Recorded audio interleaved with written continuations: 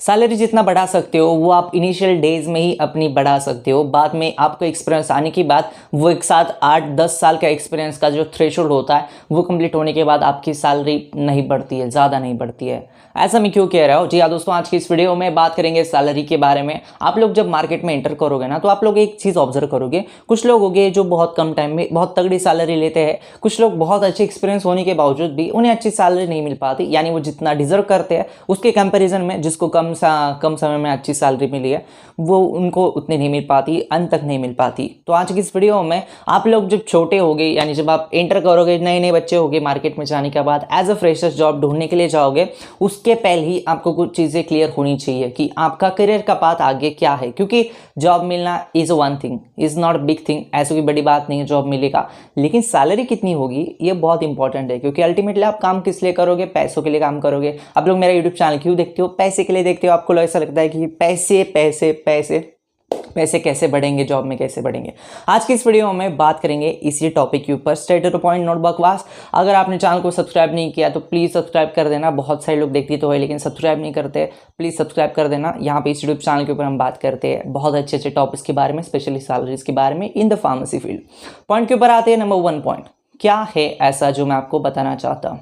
दोस्तों आइडियली क्या होता है, जब आप मार्केट में एंटर होते हो तो आपका जब एक्सपीरियंस होता है, मान लीजिए 1 साल का, तो मार्केट में रूल ऐसा है, थंब रूल ऐसा है, जो जिनको बहुत अच्छी सैलरीज मिलती है उनका थंब रूल यह होता है कि आपका एक्सपीरियंस जो होता है उसके डबल में आपका पैकेज होना चाहिए। एग्जाम्पल, अगर आप फ्रेशर होते हो तो मिनिमम आपका पैकेज 2 लाख रुपीज़ होना चाहिए। अगर आप 1 साल का एक्सपीरियंस लेते हो तो मिनिमम आपका package around 2 lakh to 3 lakh होना चाहिए। जब आपका एक्सपीरियंस 3 ईयर्स का हो जाए तो अराउंड आपका पैकेज 6 लाख के अराउंड होना चाहिए। ऐसा मैं क्यों कह रहा हूँ? क्योंकि आपकी जो सैलरी है वो इनिशियल डेज में ही बढ़ती है। क्योंकि इसका रीज़न ये है कि जब आप 30-25 हज़ार रुपये, 20 हज़ार रुपये जब सैलरी लेते हो तो कंपनी इसको 5-10 हज़ार रुपये आपको बढ़ा कर देना कोई बड़ी बात नहीं लगती। लेकिन जब आपका एक्सपीरियंस 8-9 साल हो जाता है और उसके बाद आप कंपनी को बोलते हो कि मुझे इतनी सैलरी चाहिए, मुझे इतनी सैलरी में मैं काम करूंगा, तो कंपनी अफोर्ड नहीं कर पाती। क्योंकि 15,000, 20,000, 25,000, कई बार 50,000 की इंक्रीमेंट आपको नहीं देती, कोई भी कंपनी नहीं देती। लेकिन इनिशियल डेज में आपकी जो इंक्रीमेंट होती है 5-10-15 हज़ार से, 15 तो बहुत हो गया, लेकिन 5-10 हज़ार से जो इंक्रीमेंट होती है वो बहुत सारी कंपनीज में बहुत जल्दी हो पाती है। इसलिए मोस्ट प्रोबेबली जब आपका एक्सपीरियंस 5 साल के अराउंड है, आप 10 लाख के पैकेज के आगे निकल जाओगे, उतना अच्छा रहेगा, आपके लिए भी अच्छा रहेगा। लोग सैलरीज लेते हैं, बहुत तगड़ी सैलरीज लेते हैं। दोस्तों देखिए, फील्ड के ऊपर सैलरीज नहीं होती, पर्सन के ऊपर सैलरीज डिपेंड करती है। कुछ लोग होते हैं जिन्हें मिल पाती है, कुछ लोग होते हैं जिन्हें नहीं मिल पाती। जिन्हें नहीं मिल पाती इसका रीज़न ये होता है कि इनिशियल डेज में वो एक ही कंपनी में रहते हैं, एक ही कंपनी में बैठते हैं, उन्हें ऐसा लगता है कि यहीं पे सैलरी पड़ेगी। लेकिन एक ही कंपनी में इंक्रीमेंट आपकी होने के चांसेस बहुत कम होते हैं, होती भी है तो बहुत ज़्यादा नहीं हो पाती जितना आप स्विच करने के बाद कंपनीज में हो पाती है। लेकिन इसका मतलब ये नहीं कि आप 6 महीने के लिए 1 साल में कंपनी बदलोगे। लेकिन एक बात तो ज़रूर है, आपको स्विच मारना चाहिए 1-1.5 साल के। पहला जो स्विच है वो आपका पहले 1-1.5 साल के अंदर आना चाहिए, 1-1.5 साल का एक्सपीरियंस लेने के बाद आना चाहिए।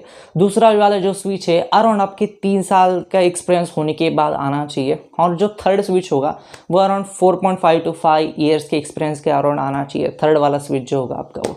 तो ये बहुत इंपॉर्टेंट स्टेप है जो आपको समझनी पड़ेगी। क्योंकि आप जब 3 स्विच मारोगे, मान लीजिए अगर आपका पैकेज 2 लाख रुपीज़ स्टार्टिंग में था और वो एक पहले वाला जो स्विच मारा था उसमें अराउंड आपका 3.9 3.8 हो गया, दूसरा वाला जो स्विच मारा उसमें अराउंड आपका 5.5 to 6.5 हो गया, और जो तीसरा वाला स्विच मारा उसमें अराउंड आपका 5 साल के एक्सपीरियंस आने के बाद आप 8-9 लाख के पैकेज के अराउंड जाओगे। इसका रीज़न ये है कि आपका पैकेज पहले से इतना होगा तो कंपनीज को आगे का थोड़ा सा देना ही पड़ेगा आपको। तो ये बात कह रहा हूँ मैं आपको कि 4 साल के एक्सपीरियंस के बाद 8 लाख का package is not a bad thing. यही तो थंब रूल है आपकी सैलरी बढ़ने के लिए।